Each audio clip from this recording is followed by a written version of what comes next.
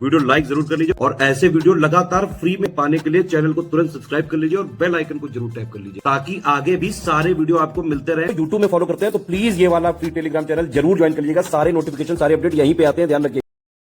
Allahabad high court की तरफ से अपेक्षित आरओ एआरओ एपीएस इत्यादि वैकेंसी के लिए स्टडी फॉर सिविल सर्विसेज का लेटेस्ट पेड ग्रुप शुरू हो चुका है। स्टूडेंट्स की डिमांड पर 6 फेब से हमने इसको शुरू कर दिया है। आप हमारे टेलीग्राम पेड ग्रुप में आकर के तैयारी कर सकते हैं। एचसी की एचसी का पेपर लास्ट टाइम हुआ था 2021 लास्ट की साइकिल में और ऑनलाइन माध्यम से हुआ था। उस सिलेबस के हिसाब से हम पूरी प्रिपरेशन यहाँ पे कराएंगे। एचसी की हम पहले भी प्रिपरेशन करा चुके हैं जब ऑफलाइन पेपर हुआ करता था। तो इलाहाबाद हाईकोर्ट की तरफ से जो भी वैकेंसी अपेक्षित है और उसमें जो भी सिलेबस रहेगा उसकी हम तैयारी कराएंगे। अभी हमारी तैयारी का जो रूटीन कह सकते हैं या फिर जो दिशा रहेगी वो पूर्व में हुए एग्जाम के हिसाब से रहेगी 2021 के ऑनलाइन सीबीटी मोड में हुए पेपर्स के माध्यम तरीके से। और अगर इसमें कोई भी परिवर्तन किया जाता है, एग्जाम कराने वाले एजेंसी अगर इसमें कोई सिलेबस बदलती है या फिर पैटर्न को बदलती है तो सारी चीजें हम इसी कोर्स में समाहित करेंगे। जो लोग पहले भी हमारा कोर्स ले चुके हैं, पहले से जो लोग इनरोल्ड हैं एचसी आरओ में, मैं आपको आश्वस्त कर दूं कि कोई भी अगर एग्जाम पैटर्न में बदलाव किया जाता है यदि और कोई भी चीज घटाई या बढ़ाई जाती है सिलेबस में से तो उसको हम पूरा समाहित करेंगे इसी पेड ग्रुप में। शुरुआत में हम यहाँ पर सीबीटी के हिसाब से तैयारी कराएंगे, जो कंप्यूटर बेस्ड टेस्ट हुआ था 2021 की साइकिल में जो एग्जाम हुआ था उसके हिसाब से पूरी तैयारी यहाँ पर हम कराएंगे। तो कैसे क्या क्या मिलेगा सबसे पहले समझ लीजिए। डेली 4 से 5 घंटे का टारगेट रखते हुए आपको स्टडी करना पड़ेगा। करंट अफेयर हम मंथ वाइज इसमें कराते हैं सभी वनडे एग्जाम के कोर्सेज में। तो टोटल करंट अफेयर हमने जुलाई से लेकर के दिसंबर 2025 तक का, यूपी करंट अफेयर हमने जुलाई 2025 से दिसंबर 2025 तक का दे दिया है। बाकी आपको हर मंथ मिलता रहेगा। जनवरी का भी जैसे ही आप ग्रुप को ज्वाइन करेंगे 1-2 दिन में आने वाला होगा जनवरी 2026 का, और उसके आगे का भी आगे के बैचेस में आता रहेगा। सिलेबस के हिसाब से जितने भी सब्जेक्ट्स हैं, क्योंकि इसमें सब्जेक्ट कई सारे हैं, इसमें इजी मॉडरेट टाइप का पेपर आता है, ज्यादातर इजी शिफ्ट ही कहेंगे आप। इसमें एक्यूरेसी का खेल महत्वपूर्ण होता है क्योंकि बहुत सारे क्वेश्चन आपको लिमिटेड टाइम फ्रेम में अटेम्प्ट कर रहे हैं। तो इसमें जीएस के सब्जेक्ट्स होते हैं, हिंदी भी होता है, इंग्लिश भी होता है, रीजनिंग भी होता है, एप्टीट्यूड होता है, यूपी स्पेशल होता है, कंप्यूटर की भी आधारभूत जानकारी इसमें पूछी जाती है। तो नंबर ऑफ सब्जेक्ट इसमें काफी सारे होते हैं। पेपर इजी टाइप आता है, कट ऑफ हाई साइड रहता है, तो इसकी तैयारी का नजरिया थोड़ा सा अलग है।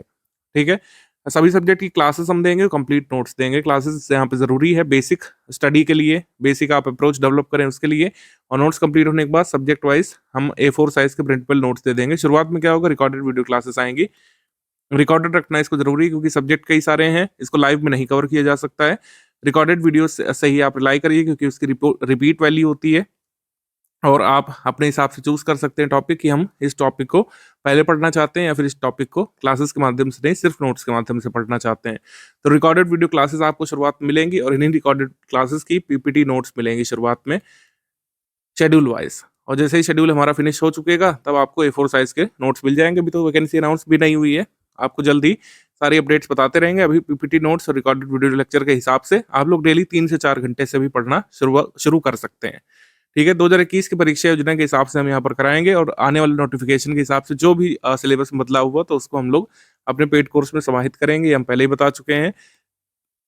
हमारी पेड क्विज लगातार चल रही है और अभी बीच में कई सारे वनडे एग्जाम्स हुए, उसमें हमारी पेड क्विज से लाभ मिला था। जहाँ जब पर भी टॉपिक या सिलेबस कॉमन हो जाते हैं वहाँ पर हमारे एचसी पेड ग्रुप से काफी सारे लाभान्वित हुए थे छात्र। हालांकि हमारी पेड क्विज में हमारा कमिटमेंट सिर्फ एचसी आरओ संबंधी, एआरओ संबंधी और एपीएस संबंधी क्विज के क्वेश्चंस कराने का रहेगा।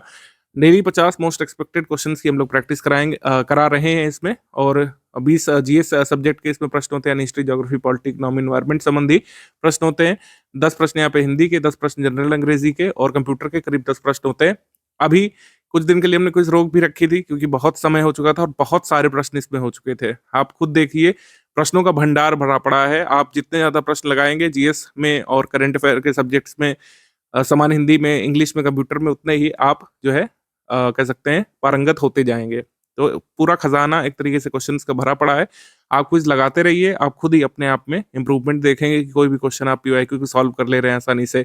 अन्य कोई एग्जाम दे रहे हैं तो कई सारे क्वेश्चन आपको इजी लग रहे हैं क्योंकि आपको लगाए हुए लग रहे हैं क्वेश्चन। तो हम लोग तमाम सारे क्वेश्चन की प्रैक्टिस करा चुके हैं अपने क्विज ग्रुप में।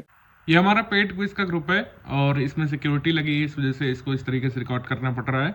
आप यहाँ पर देख सकते हैं, जैसे क्वेश्चन आता है हाल ही में मंगसीर बकवाल त्योहार ये कहाँ मनाया जाता है। मान लीजिए आप इसको चूज करते हैं कि ये उत्तराखंड में मनाया जाता है तो ये सही उत्तर हो जाएगा, क्योंकि यहाँ पर एक वाइट टिक मार्क यहाँ पे गिवन है। वाइट टिक मार्क से यहाँ पर पता चलता है कि आपका उत्तर सही है या फिर गलत है। वाइट मार्क टिक वाला यानी कि उत्तर सही है। मान लीजिए आप कोई गलत उत्तर जानबूझ करके देते हैं, जैसे नवंबर 2025 में किस मंत्रालय द्वारा जो है cyber security innovation challenge launch किया गया था, मैं जानबूझ करके यहाँ पर गलत चूज़ करता हूँ, तो यहाँ पर एक क्रॉस लग गया। एक क्रॉस लग गया, किसी भी कलर का हो सकता है, आपके डिवाइस में अलग कलर का दिखा सकता है, लेकिन क्रॉस लगेगा यहाँ पर। क्रॉस का मतलब एक उत्तर गलत है और व्हाइट टिक का मतलब है उत्तर सही है। तमाम सारे इसमें प्रश्न आप अटेम्प्ट कर सकते हैं, आपको करना चाहिए। डेली जो है 100 प्रश्न तक आप इसमें अटेम्प्ट करिए, काफ़ी इसमें बेनिफिट मिलेगा आपको अपने सिलेबस को तैयार करने में, और जो है प्रिपरेशन में ये क्विज ग्रुप काफ़ी आपकी हेल्प करने वाला है। और इसमें क्वेश्चन फॉरवर्ड नहीं होते हैं, इसकी कोई पीडीएफ हम नहीं साझा करते हैं, ये आपको ग्रुप में ही सॉल्व करना है, और ग्रुप में इसे सॉल्व करने पर मैक्सिमम बेनिफिट आपको मिलेगा। इस वजह से आप इसको ग्रुप में ही सॉल्व करें और मैक्सिमम क्वेश्चन यहाँ पर आप सॉल्व करिए डेली बेसिस पर, जिससे आप अपने सिलेबस को तैयार करते हुए प्रैक्टिस करते हुए आगे चलें। रिकॉर्डेड वीडियो क्लासेस देखते जाइए और पेड क्विज़ जरूर लगाते जाइए। टेस्ट सीरीज वगैरह के बारे में भी आगे हम बताने वाले हैं आपको। आरओ के वैकेंसीज में, एपीएस इत्यादि वैकेंसी में यही सिलेबस रहता है। पैटर्न वगैरह कई बार बदल जाता है, नंबर ऑफ क्वेश्चंस चेंज होते हैं। जैसे 2021 में जब लास्ट टाइम में वैकेंसी आई थी और एग्जाम हुआ था दिसंबर में, 2022 जनवरी में भी कुछ शिफ्ट में एग्जाम हुआ था, तो ये पेपर सीबीटी फॉर्म में ऑनलाइन हुआ था। वैसे पहले ऑफलाइन हुआ करता था, ठीक है। तो ऑनलाइन हो या ऑफलाइन, आप पूरी तैयारी जो है हमारे साथ कर सकते हैं इसमें सिलेबस की। इसके सिलेबस में आप देखिए, general science, history of India, Indian national movement, Indian polity, economy, culture, Indian agriculture, trade, commerce, population, सारे पॉइंट्स वैसे ही आपको देखने को मिल रहे हैं। जैसे यूपीपीएससी में जब भी कोई पेपर होता है उसमें जीएस के पॉइंट्स होते हैं। एडिशनल इसमें क्या है, जनरल इंग्लिश इसमें एडिशनल है जो नहीं होती है सारे एग्जाम्स में, और एक एलिमेंट्री नॉलेज ऑफ कंप्यूटर्स ये इसमें एडिशनल है, और थोड़ा सा मैथमेटिक्स के भी सवाल इसमें आते हैं।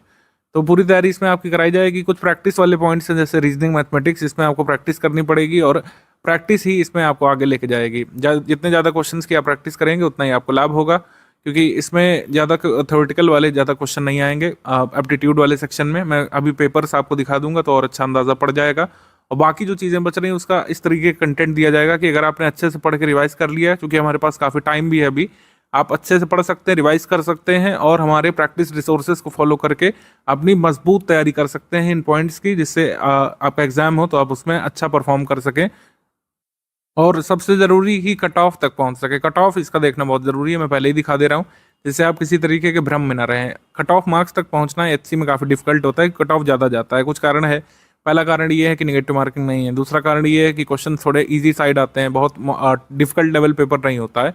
आगे अगर होगा भी तो उसके लिए आप तैयार रहेंगे ही, और जाहिर सी बात है जब पेपर मॉडरेट डिफिकल्ट साइड जाता है कट ऑफ गिरता है, पेपर इजी साइड रहता है कट ऑफ ज़्यादा रहता है।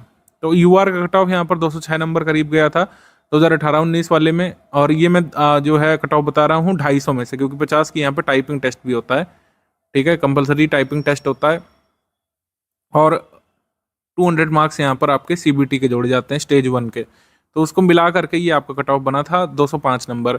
और ये फिर भी काफ़ी ज़्यादा माना जाएगा, क्योंकि जो टाइपिंग टेस्ट होता है उसमें जो टाइपिंग सीखे हुए लोग हैं आसानी से 40, 45, 47, 48 तक नंबर भी स्कोर कर सकते हैं। टाइपिंग जो थ्योरेटिकल नहीं है उसमें आपको पूरे नंबर कई बार मिलते हैं।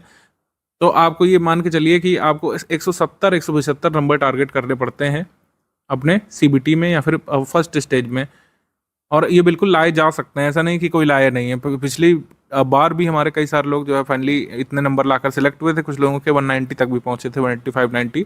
सो ये आप कर सकते हैं इसमें। 212.70 कट ऑफ यहाँ पर 2019 वाले एग्जाम का गया था, और अभी हाल में एचसी का जो एग्जाम लास्ट हुआ था आपका 2021 और 22 में, उसका भी फाइनल कट ऑफ रिलीज कर दिया गया है, वो मैं अभी आपको शो कर दे रहा हूँ तो आपको अंदाज़ा पड़ जाएगा। ये कट ऑफ आपका गया था यूआर मतलब ये 2021 वाले एग्जाम में, 2021 और 22 में जो दिसंबर में जनवरी में अलग अलग शिफ्ट में जो सीबीटी हुआ था उसमें कट ऑफ ही गया था। अलग अलग पोस्ट पर अलग अलग कैटेगरी वाइज यहाँ पे गिवन है।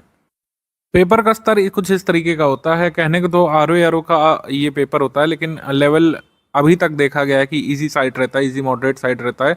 कुछ क्वेश्चंस थोड़े से ट्रिकी टिपिकल होते हैं, क्वेश्चंस बहुत लेंदी नहीं होते हैं, ये इसमें देखा गया है, ठीक है। Name the tube which connects the kidney to urinary bladder हो गया, basic question NCERT based. Convex lens को और किस नाम से जाना जाता है, किस कलर के रे सबसे ज़्यादा बेंड होते हैं प्रिज्म से पास होने पर, रियर व्यू मिरर के रूप में हम किसको इस्तेमाल करते हैं, इस सब अवधारणा पे आधारित question, basic uses. Mahavir Jain ने अपनी आखिरी सांस कहाँ पे ली थी। बेसिक क्वेश्चन जो पढ़ते हुए आ रहे हैं जीएस के, जो बहुत बेसिक चीज़ें होती हैं वो इसमें पूछी जाती हैं। मौर्य किंगडम की स्थापना किसने की। कुछ शिफ्ट में थोड़े से टिपिकल भी थे, जैसे प्रथम झंडा के बारे में पूछा गया था, संगठन और उसके नायक कौन कौन थे मॉडर्न हिस्ट्री में, इस तरीके से। लेकिन कोई भी क्वेश्चन ऐसा नहीं था जो आपको लगे कि जैसे यूपीपीएससी आरओ स्तर के क्वेश्चन होते हैं वैसा हो, ऐसा कोई क्वेश्चन नहीं देखा गया था। इकोनॉमी जो इंडस वैली की थी वो किस पे आधारित थी, पशुपालन पे, शिल्प पे, कृषि पे या व्यापार वाणिज्य पे। ठीक है, सिंपल बात है, व्यापार वाणिज्य। मुस्लिम स्कॉलर जिन्होंने महमूद गजनी को कह सकते हैं अकम्पनी दी थी यहाँ पे आने पर इंडिया एक्सपीडिशन में, उनका नाम। In which century did famous Chinese pilgrim Fahien किसके शासनकाल में आया था। श्यामजी कृष्ण वर्मा ने इंडिया होम रूल सोसाइटी की स्थापना कहाँ की थी। इस सब क्वेश्चन जो कई बार आप देखते रहते हैं, पुराने सालों के जो रिपीटेड क्वेश्चन है वो ज़्यादा आते हैं इसमें। यही कारण है कि कट ऑफ थोड़ा ज़्यादा रहता है। हिंदी क्वेश्चन भी इजी साइड रहते हैं, और मैथ्स रीजनिंग के भी क्वेश्चन कोई बहुत डिफिकल्ट साइड नहीं रहते हैं। आप देखिए इस पेपर में मैथ्स रीजनिंग के क्वेश्चन इसमें अगर आप देखें बहुत डिफिकल्ट इसमें नहीं होते हैं। विमल ताजा हरा अमरूद बेच रहा, रेखांकित पद कौन सा बताना है। तो जैसे ये हरा विशेषण उसकी विशेषता बता रहा, तो ये प्रविशेषण हो गया।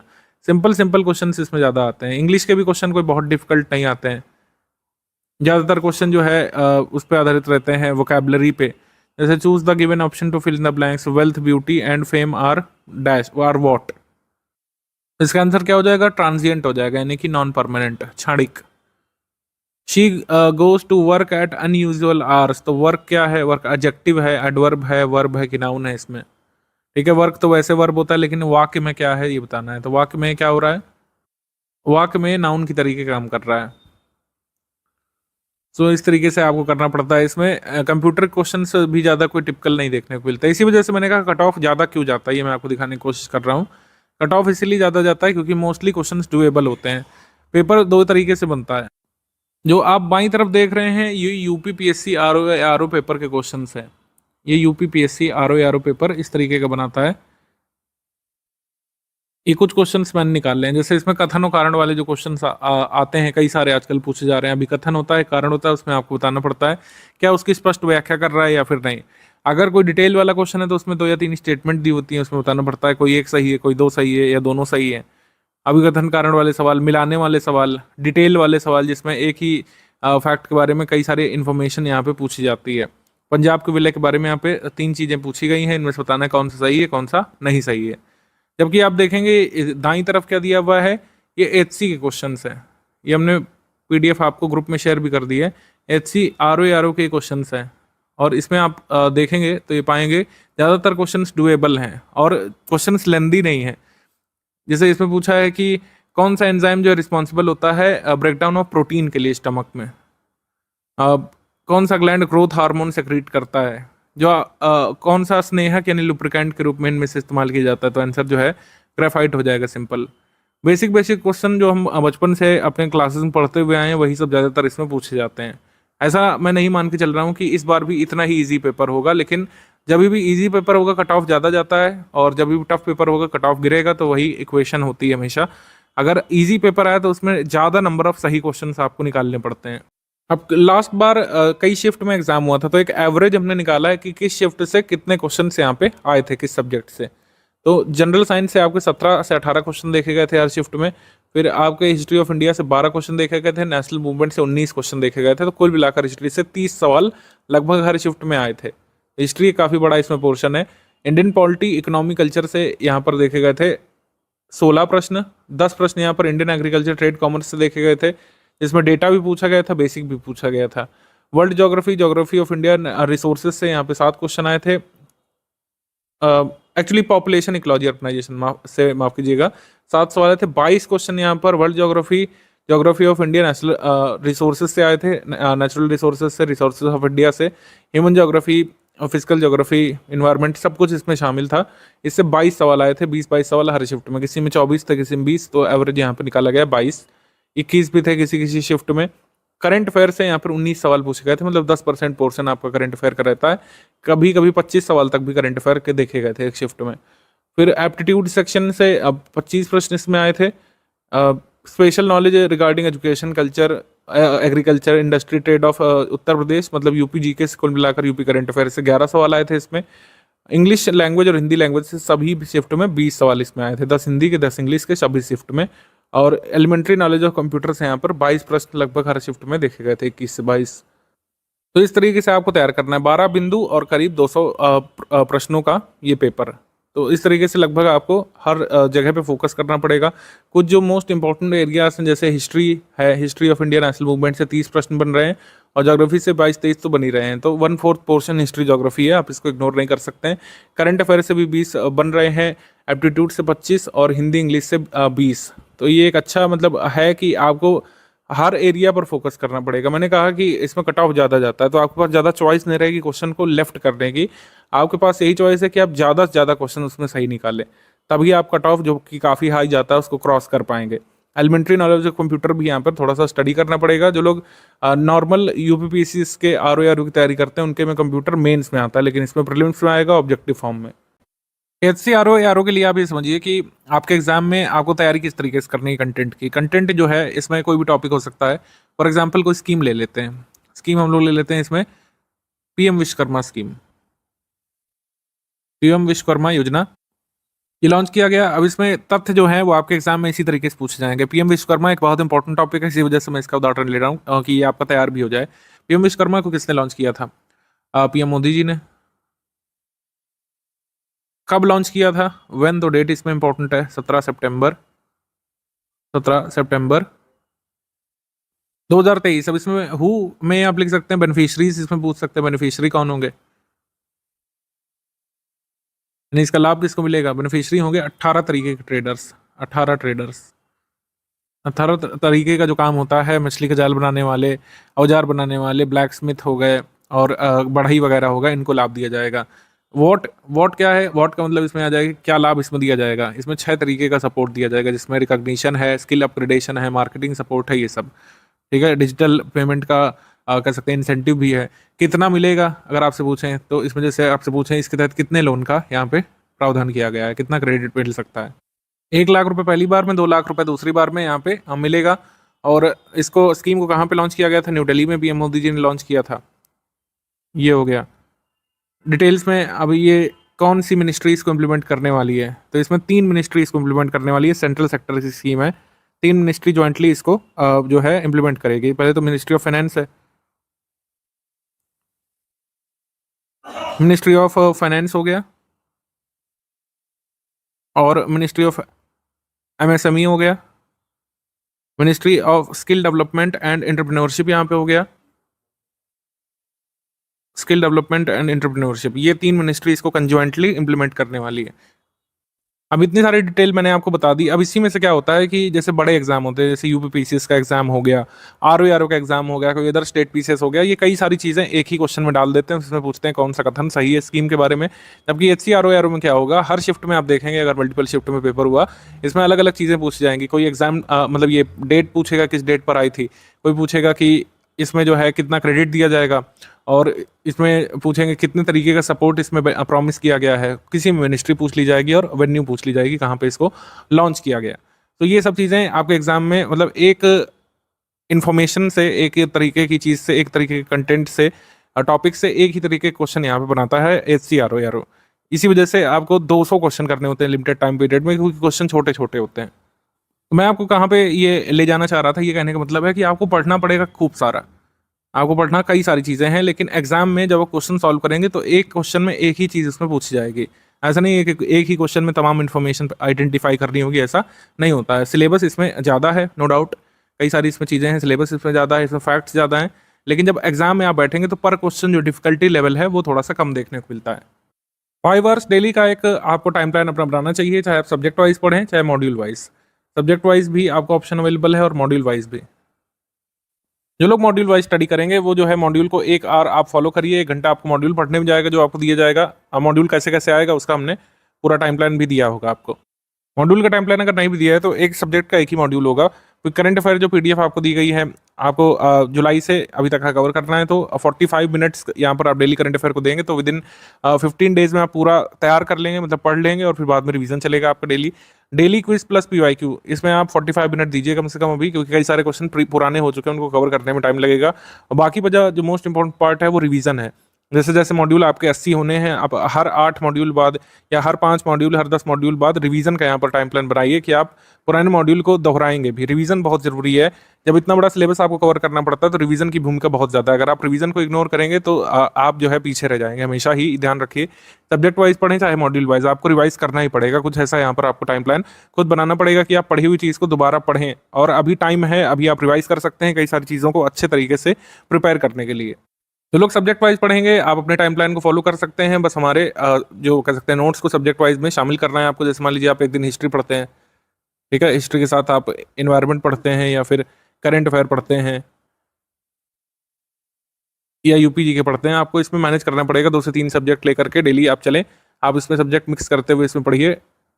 एक सब्जेक्ट कुछ लोग फिनिश करते हैं फिर दूसरे को उठाते हैं, ये अप्रोच भी आप चाहे तो फॉलो कर सकते हैं। लेकिन आपको भी 4 से 5 घंटे यहाँ पे देने होंगे प्रैक्टिस के लिए। कम से कम आपको 45 मिनट देने होंगे अगर आप सब्जेक्ट वाइज भी स्टडी कर रहे हैं तो। एक और चीज़ ध्यान रखिएगा, रीजनिंग एप्टीट्यूड की अभी से प्रैक्टिस करना शुरू कर दीजिएगा। ये नहीं सोचिएगा एग्जाम आएगा तब हम पढ़ेंगे, तब जो है इतना नहीं कवर हो पाता है। रीजनिंग एप्टीट्यूड पूरा प्रैक्टिस पे आधारित है। आप इस तरीके के क्वेश्चंस लगाइए जैसे आपको पीवाईक्यू में देखने को मिलते हैं। हम पीवाईक्यू सबसे पहले सॉल्व करिए रीजनिंग एप्टीट्यूड के लिए। इसके क्वेश्चंस लगाइए पीवाईक्यू में, उसके बाद हम आपको फ्रेश क्वेश्चंस उपलब्ध कराएंगे पेड क्विज में, और कई सारे क्वेश्चंस के सेट की पीडीएफ भी आएगी। लेकिन सबसे पहले तो पीवाईक्यू में रीजनिंग एप्टीट्यूड दिया हुआ है वो आप सॉल्व करिएगा सबसे पहले अपने शुरू के टाइम प्लान में। जिन चीज़ों से आपको बचना है वो मैं पहले बता दे रहा हूँ। लाइव क्लासेस जैसी चीज़ से कतई बची है। यहाँ पे एचसी जैसा जो एग्जाम पूरी तरीके से फैक्चुअल रहने वाला है। लाइव क्लासेस सिर्फ आपका टाइम हैम्पर करेगी। जितना टाइम आप किसी भी एक लाइव क्लास को देते हैं उतने में 2-3 सब्जेक्ट के नोट्स को अच्छे तरीके से रिवाइज कर सकते हैं, और आएगा हमारे नोट्स से ही, ठीक है। पिछली बार भी हमने जो ग्रुप चलाया था उसमें काफ़ी सारे क्वेश्चन आए थे, लेकिन जब आंसर की बाहर आई थी तब तक काफ़ी देर हो चुकी थी जब लोगों को अपने क्वेश्चन पेपर मिले, क्योंकि ऑनलाइन मोड में हुआ था तो वो सब शो नहीं कर पाए थे। लेकिन बात यह है कि जो भी यहाँ पे करंट अफेयर आपको दिया जा रहा है या फिर जो भी सब्जेक्ट वाइज नोट्स दिए गए हैं, आएगा इसी में से। फर्जी किसी की लाइव क्लासेस बची है, जितनी देर में आप लाइव क्लास में उनके मुख से वो बात सुनेंगे उतनी देर में आप वो चीज़ 2-3 बार रिवाइज कर सकते हैं जो आपके काम आएगी।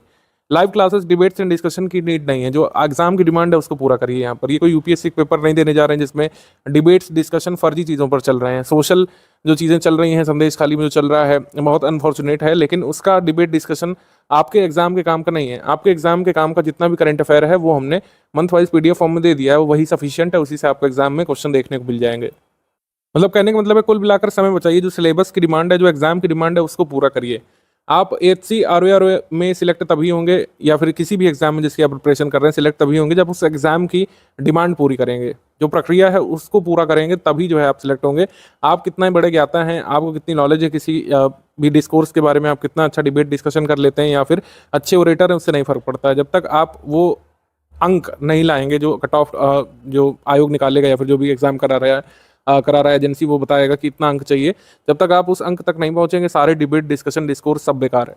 तो सिलेबस और जो पैटर्न है जिस तरीके से आपका पेपर होने वाला है उसके अनुसार आपको तैयारी करनी है, ये समझिए। यहाँ पे जो सिलेबस में नहीं है वो नहीं तैयार करना है। वर्ल्ड ज्योग्राफी इंडियन ज्योग्राफी में जो जरूरी है हमने दे दिया। ज़्यादातर डेटा आधारित क्वेश्चंस होते हैं, फालतू में जो मैप प्रैक्टिस वगैरह इन सबसे बचिए। जो मैप प्रैक्टिस से आना ही नहीं है, मान लीजिए एक क्वेश्चन आना है 200 में से, वो भी जो है फैक्चुअली कवर हो जाता है। कंट्री कैपिटल पूछ रहा है, उसमें मैप की जरूरत नहीं है, ठीक है। तो जो चीज़ आपके एग्जाम के काम की नहीं है उससे बचिए। अगर आप अदर कोई एग्जाम की तैयारी कर रहे हैं, मान लीजिए आप तैयारी कर रहे हैं पीसीएस एग्जाम की, तो वो करते रहिए, उससे कोई दिक्कत नहीं है। लेकिन अगर सिर्फ एचसी आरओ की तैयारी कर रहे हैं तो सिर्फ वही तैयारी करिए जो आपके सिलेबस में है, जो एग्जाम की डिमांड है उसको पूरा करिए बस। कुल मिलाकर एचसीआरओ की तैयारी और हमारा ग्रुप कैसे चलेगा ये इन पॉइंट्स में समराइज्ड है। आपको रेगुलर स्टडी करना पड़ेगा, जो दिया गया है वही स्टडी करना है। अलग अलग से नहीं पूछेगा कि हम ये बुक ले सकते हैं वो बुक ले सकते हैं, सिर्फ समय की बर्बादी होगी। जो कंटेंट यहाँ पे दिया गया है study for civil services team के द्वारा, इसी को आपको स्टडी करना है और जल्दी से सिलेबस फिनिश करने पर फोकस करिए। जो चीज़ें बताई गई हैं जैसे करंट अफेयर हो गया, यूपी करंट अफेयर जितना दिया गया उसको स्टडी करने पर फोकस करिए, उसको फिनिश करने पर फोकस करिए, जितने पॉइंट्स दिए गए सिलेबस के, जिससे आप बाद में रेगुलर रिवीजन कर सकें। क्योंकि एक बार एचसीआरओ का नोटिफिकेशन आ गया, 30, 40, 50 दिवस में लोग एग्जाम करा लेते हैं। ट्रैक रिकॉर्ड आपने देखा होगा पिछली बार भी। तो रेगुलर रिवीजन और प्रैक्टिस यहाँ पे करना पड़ेगा आपको, और सिलेबस जल्दी से कंप्लीट आपको कर लेना चाहिए। विद इन 3 मंथ्स इस ग्रुप के शुरू होने के बाद आपको कोशिश करना है कि आप सिलेबस कंप्लीट कर चुके हो, जो सब्जेक्ट वाइज नोट्स दिए गए उसको पढ़ चुके हो, जिससे आप बार बार रिवीजन करें और प्रैक्टिस करें। और अपने को 170 180 नंबर लाने के लिए कंसोलिडेट कर सकें 200 में से। डिस्कशन ग्रुप का support full paid group members को मिलता है। कोई भी आपका डाउट है स्टडी मटेरियल से संबंधित, सिलेबस संबंधित, पीवाईक्यू संबंधित, तो वहाँ पर आप डिस्कस कर सकते हैं। इसी वजह से फुल पेड ग्रुप मेंबर को डिस्कशन ग्रुप का सपोर्ट दिया जाता है। आप वहाँ पर मैथ्स के रीजनिंग के डाउट अपने पूछ सकते हैं। कोई भी आपका डाउट है किसी भी सब्जेक्ट से एसोसिएटेड तो वहाँ पर पूछ सकते हैं। विदिन 6 आवर्स जो है आपको रिप्लाई वहाँ पर किया जाता है। तो मैक्सिमम 6 आवर्स तक का समय होता है, लेकिन इतना दिन के समय में आपको वेट करना नहीं होता है। आपको जैसे ही मतलब क्वेश्चन आपका भेजा जाता है, दिन के समय में हमारी एडमिन टीम एक्टिव रहती है, आपका जवाब देती है। मान लीजिए आप एकदम नाइट में पूछते हैं, 12-1 बजे कुछ लोग डाउट पूछते हैं, तो अगले दिन सुबह में उनका डाउट सॉल्व करके बता दिया जाता है।